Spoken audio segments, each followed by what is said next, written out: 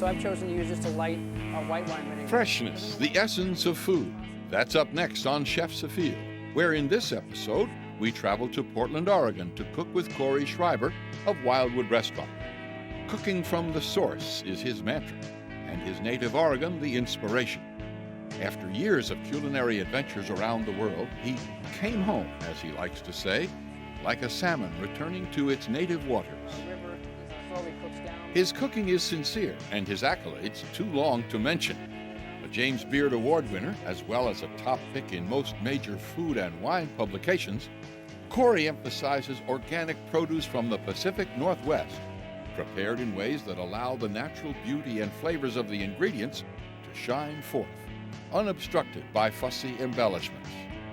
But first, it's out to West Union Gardens, where farmer Jeff Bowden has reinvigorated the soil, brought it closer to nature, and explains to Chef Cory the grower's magic. You have that on your table, and people go, what is that? I mean, it's not an onion, obviously.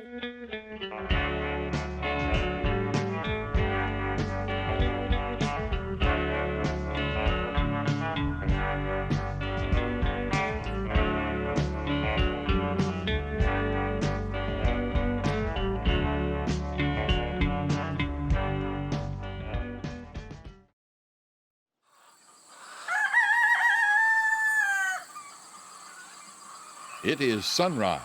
Do you know where your farmer is? My land needs to be better this year than it was last year. Could you find a farm or a farmer if you had to? Chances are your grandmother and grandfather lived on or near somebody's farm. Pull this guy up. Jeff Bowden, in his fields in Oregon, is cultivating old standards with a modern twist, rooted in sustainability, the environment, and, yes, taste. We cherish these farmlands that are really close to the city. Farmer and chef are having a meeting, not in a cubicle, not with chemists or accountants. They're having a meeting with freshness. This place has very, very heavy soil, and we use a lot of leaf compost each year. On the agenda at this meeting, naturalness, true organic growing, taste. I wanted to be able, at the end of the day, to take any product that I have in my field and put it on my own dinner table. And, and I think that some of the guys, conventional growers would have a hard time actually doing that. And there's a huge gratification in that. Well, let's go and look at some other plants. Go into the fields with the farmer and make sure you bring along your nose. I think one of the important things for a person when they come out to the farm, here's the berries. You can smell the berry. As the day warms up, you can smell it more. On a hot day, it actually smells like a cobbler out here. When you can smell it and you can see, hey, here's the little berry and the middle-sized berry, the nice plump one that's ready to eat.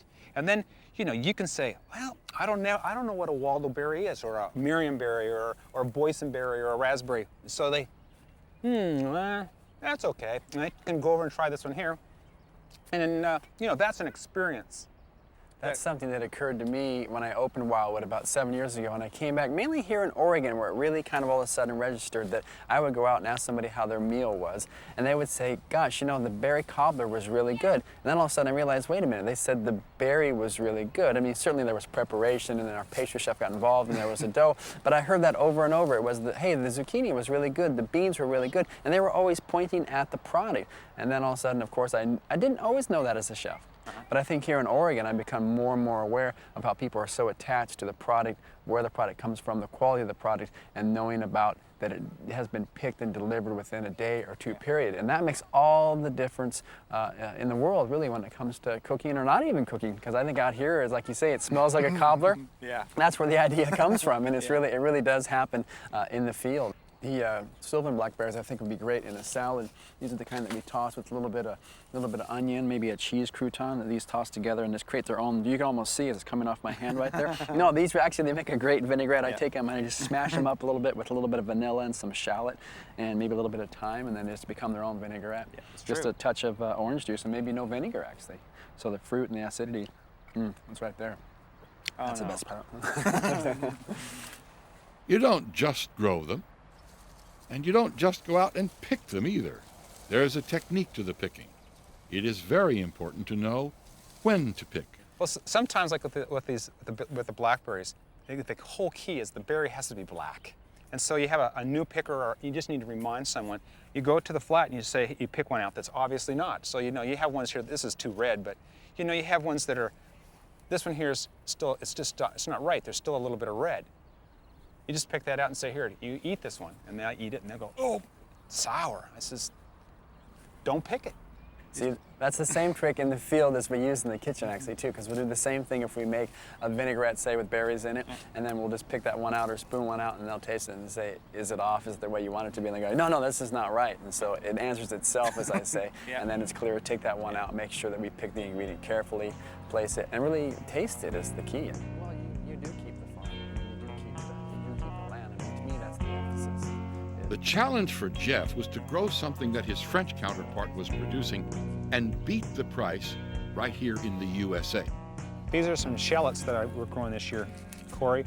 And the nice thing with these is that they are growing from seed. We used to always grow them like the French shallots from the sets. And it seemed like we couldn't make any money because they could air freight them from France cheaper than I could grow them here. So we had to find some way cheaper to grow them. And we start these in the greenhouse in boxes in January and set them out in usually early April. And this is how big they get already. This is July and they're looking really nice. Here's an example. I'll just pull this guy up. Look how huge they are. I think you've beat the French on this one already. That's true. I mean, I notice here in Oregon when I go in the markets, and anything in this family, whether it's the onions, the walla wallas, whether it's the leeks, even the garlic that I've seen around here, it's something about the soil and the climate of how they get so large. Because if you were to show this to any other chef and anywhere in the United States, they would not believe that this is a shallot. And it's a little bit softer to it and has a nice red color, but it's just amazing in its size. It's just beautiful. I do a lot of work to make the soil as good as it is. This place has very, very heavy soil, and we use a lot of leaf compost each year, many tons. And we just manure spread it on the field, work it in the ground, and as we've done this for about 8-9 years now, the ability for the plant to grow healthily, and also the retention of the water in the ground, it's just the plants are growing good. Recipe-wise, something like this, it's always a question of, do I eat it raw? Do I cook it? And then always the question of, is this milder than an onion? Is it more tart? Does it have more sulfur than an onion? And it goes on and on. Usually it's said that people say shallots are a little bit on the mild side, but it really depends on the varietal. And that's the thing that I'm learning to break down as a chef here in Oregon, is that I really have to pay attention to the varietals because they're all different. So if you ever have this is an Atlas variety. This Atlas or Ambition, that's the two varieties, and So you have two varieties of shallots, and they're probably distinctly different in a way. Water content, sulfur content, sharpness, so do you eat it raw, do you cook it? So I really pay attention to that. So looking at something like this, what we do in the restaurant is, where we use most of our shallots is in a wood roasted mussel dish. So it goes in with shallots and garlic and a little bit of saffron oil, Chardonnay wine vinegar, and roast the mussels next to the wood fire using a lot of the shallots. When you are standing out in the field and looking at your crop, how do you measure success? By paying attention to the taste buds? So what I have here is my zucchini field. I have twice too many more plants than I need, but that's the only way to have enough zucchini at the beginning of the season. So as the season goes, like what we do is, last week we abandoned 2 rows. And what we'll do is, we'll come through and we'll cut those plants off, put them in the compost pile, and we'll come back in about 3 days and we'll plant new young plants in those places. Because going into the fall, a young zucchini plant can weather temperature way better than one of these mature ones that's already had 25 zucchinis taken off of it. I love the way that you guys get them right at the right size, like that one over there. I'll show you some right here.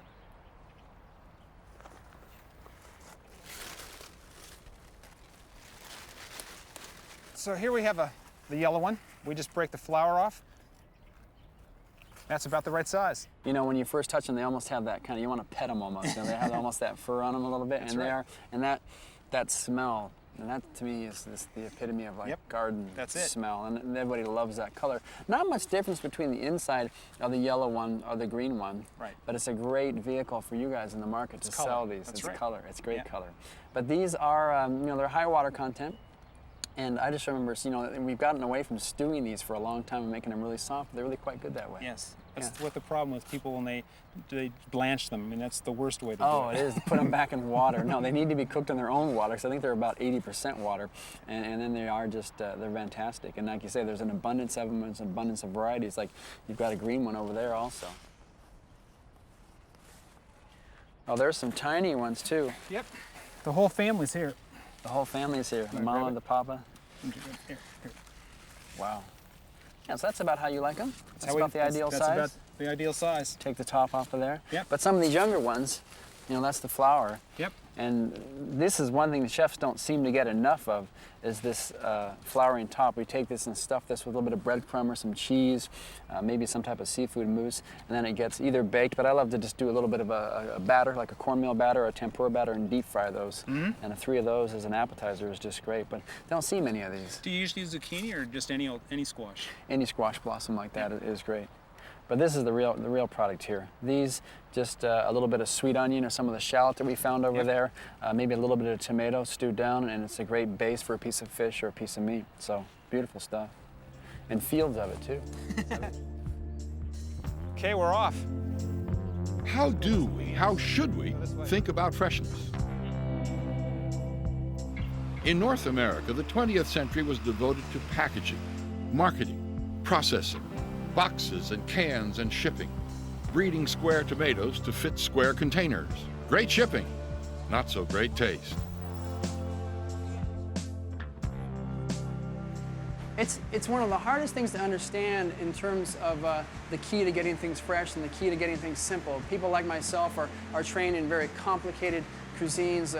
We're trained in methods that have been used for over 100 years, and you're really thinking about technique, and you're thinking about just getting the food from whatever source, whatever large source it comes from.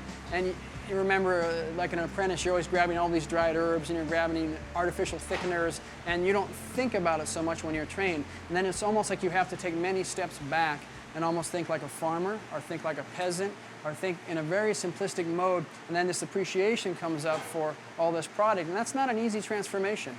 When you're out there in the field, as we were yesterday, I noticed when I picked the zucchini, for example, there's that almost that hairline over the zucchini, and it's kind of funny when the produce comes into the restaurant, you're still kind of looking for that fresh picked quality that you had when I touched the zucchini, or when I see the garlic fresh before it even dries, and I notice that the skin just peels off. I mean, I'm always kind of referring back to the original form of the ingredient, and always trying to remember, you know, what is the garlic like in its original whole form? What was the zucchini like when it came right out of the garden? And that becomes the inspiration for what shouldn't I do to it, as opposed to what can I do to transform it into something else.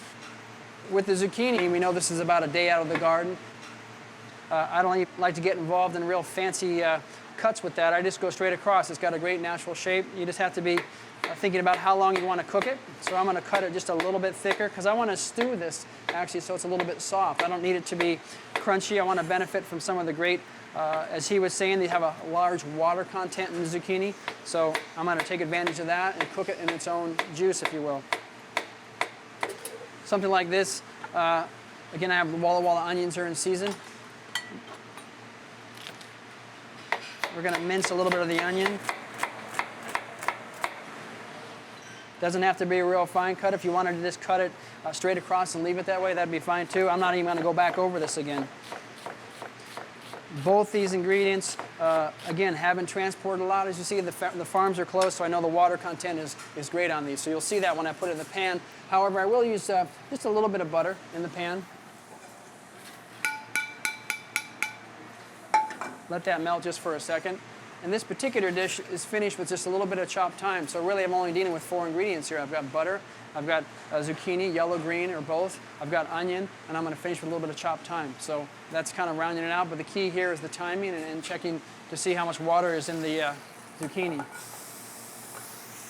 This is a dish that actually can go by itself, or I'm going to do it with a little bit of salmon. So this is sauteed summer squash with Walla Walla onions, a little bit of thyme, and then we're going to grill a piece of salmon, this wild king salmon off the Oregon coast, and just set that on top of it. And again, very simple. I'm not adding a starch or a potato or a rice, just really relying on those simple ingredients. The onions soften pretty quickly, and then Zucchini can go on the pan. I put a little bit of salt in there to help extract some of that water out, and a little bit of pepper. And we let that cook very slowly over the flame. This is the wild salmon, firm-fleshed, beautiful salmon right before it comes upriver into the numerous water outlets on the Oregon coast. The salmon is still swimming off the coast. It's got a really healthy diet from the waters, and it's firm, and the color is beautiful, and the oil content on it is great also. So again, we're treating it very simply. We're a little bit of salt, a little bit of pepper on both sides.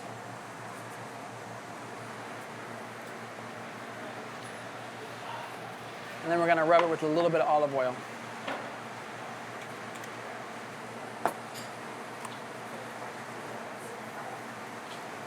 And I'm just going to slowly grill this right behind me on the grill right here.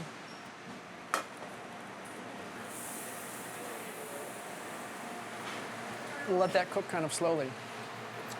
Now with the salad, we blanched off the beans. We have boysenberries, raspberries, sylvan berries. The other item that we took from the field yesterday was the shallot. And the thing that impressed me most about this, and I almost couldn't believe, it's like the garlic. It's so large. I mean, it's just absolutely probably twice the size of what we normally see as a French shallot. So the shallots, fresh out of the field.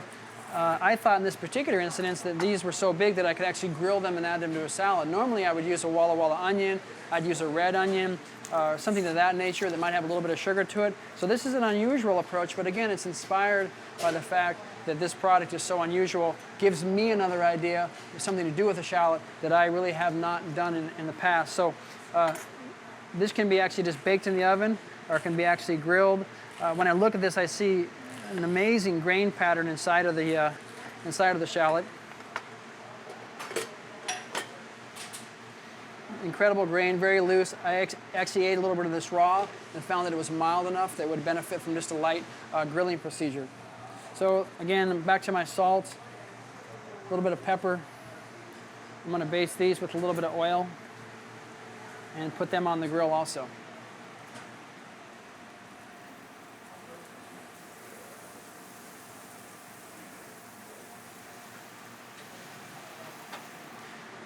So the shallots are on the grill. This is a salad that we'd run on the restaurant. Again, we're trying to layer flavors up here. We know we have the berries, we have the beans, now we have the shallot. It comes to mind maybe a little bit of cheese will be used on the salad. So we're gonna bake a little bit of sheep's milk cheese for the salad.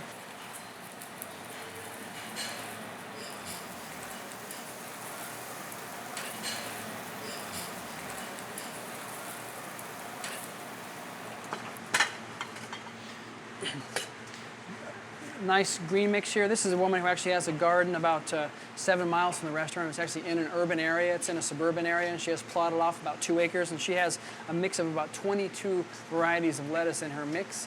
And some of them are heirloom varieties. They're not all actually lettuce varieties. You'll find some tarragon in here, some basil in here, some chervil in here, and then you'll find some very old varieties of lettuce and miner's lettuce and things like that. So we use this in the restaurant.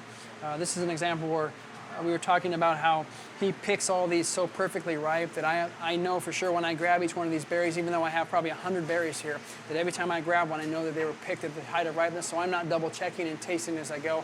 I have some insurance built into it. I know all these berries work. So raspberries, boysenberries, sylvan berries. We're going to throw a little bit of the shallot in there to go with it. The mixture of yellow and green beans in the salad also. In this particular case, I want a vinaigrette that's not going to compete, if you will, with the berries so much. Red wine makes me think of competition with the berries, so I have a little bit whiter champagne vinaigrette made with olive oil and grapeseed oil, a little bit of salt and pepper. Because in a way, the berries, as I toss them in my hands, they begin to crumble, they begin to fall apart. That's part of the salad, and they become part of the dressing. Some of that natural berry juice kind of leaks out. So again, Mother Nature seems to be helping me out a little bit as I'm cooking and giving me some nice impart of flavor on there.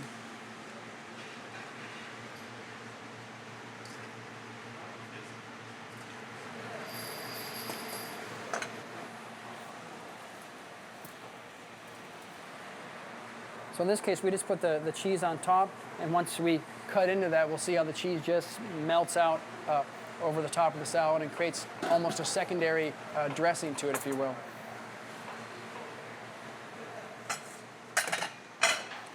Now with the zucchini, This is it almost becomes translucent, if you will. You can see it's still a little bit hot. The onion has been cooked down. Again, using fresh herbs. I've got fresh chopped thyme here. That's the only accent I'm going to use for this zucchini, and just toss that in at the end. And I might even just squish it up a little bit too, because as you can see, this is a very simple plate again. There's the squash on the plate, the salmon on top. There's no potato, there's no rice, there's no starch. So I'm really relying on the zucchini to be full flavored, to have plenty of texture on there. And this is almost done in an old-fashioned style. You can see it almost lets some of its flesh out, some of that seed in the middle. It's something Jeff was talking about yesterday, not letting the zucchini get too big, because then you have all that seed in there. This has a nice amount of flesh that I'm kind of utilizing. I don't want to say as a sauce so much on the plate, but it is a textural addition to the plate.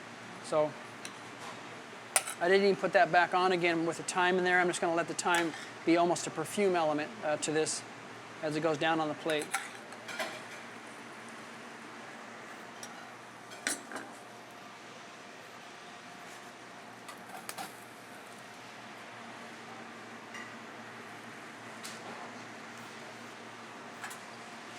And that's a very, you look at this and it's a very simplistic dish, and something you might do is you have a little bit of butter in the zucchini, but I might just take a little bit of this olive oil and put that on top, or possibly squeeze a little bit of lemon juice on top of this too.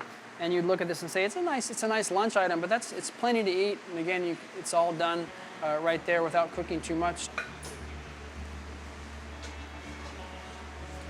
What we did here today with the food in terms of preparing it right in front of you, it's a sensibility about shopping. I would almost spend more time picking out the ingredients, talking to the farmers, and worrying less about the technique. With the restaurant, one thing that I always accredit the restaurant as an identity for in terms of what does all this come down to and why did we go through this 7 days a week, lunch and dinner, and feed 2,000 people one by one through the course of a week. What I've found is it comes down to the relationships. It comes down to the relationships with the farmers and how we adapt and work with them and become knowledgeable about their processes and their hardships and their triumphs in the field. I think it has to be a process that's constantly evolving, and that's something that we're seeing as we connect with farmers and we build extensions outside of the restaurant. It forces me to always be looking, always be shaping.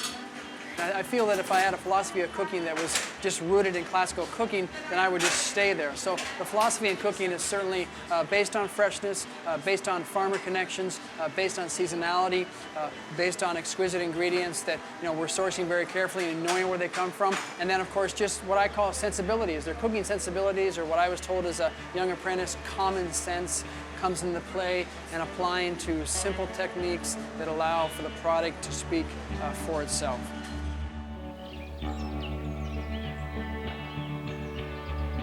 For Farmer Jeff and Chef Cory, success is measured in connections. The farmer and nature. The chef and the customer. Field and kitchen. Freshness and taste.